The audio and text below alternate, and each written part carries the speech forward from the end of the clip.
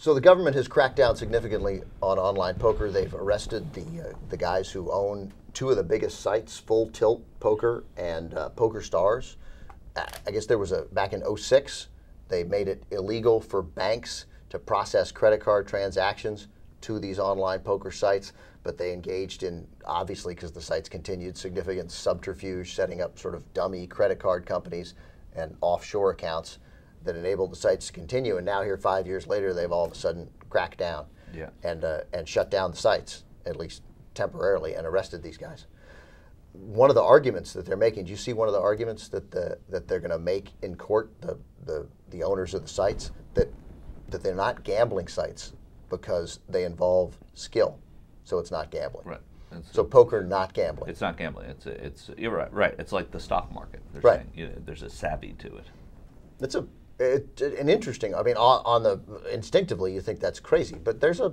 We put it down as gambling. I mean, gambling. What they're saying, when it's parimutuel and there's a house, it's very different. But the house is making money off of every hand. I mean, there's a rake on every hand of poker. It's called the rake, where they keep a certain amount of money.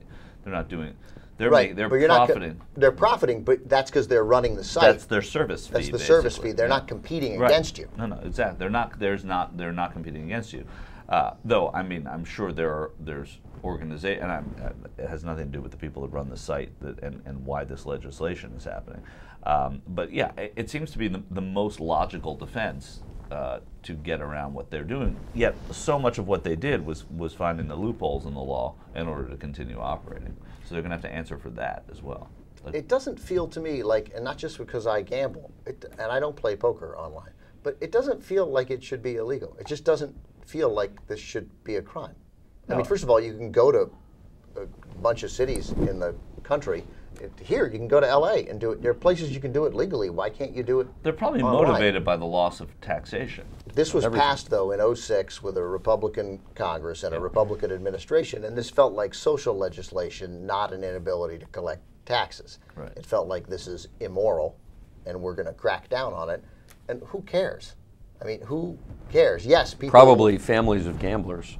They don't care. I mean, sure, it's bad, but I mean, there's a lot of vices there that you could lose your money on. I mean, no, should gambling be legal everywhere for anything?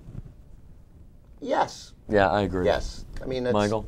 I mean, I hate to lose the Vegas tradition, but I mean, I don't know that we should be legislating against people exercising their own judgment. I don't think there should be the casino. I think there are too many casinos. I agree that there are too many casinos, but here's a case where I would leave it. If a state wants to build a casino, they should obviously be. I mean, Nevada shouldn't be the only ones to have it. It's up to a state, and the federal government shouldn't get involved in that. Indiana wants to build another. I think they have them. Indiana wants to build a casino. Go forward. Yeah. And you want to gamble online? Gamble online. Everybody, shut up. Obviously, these people should be allowed to run these poker sites.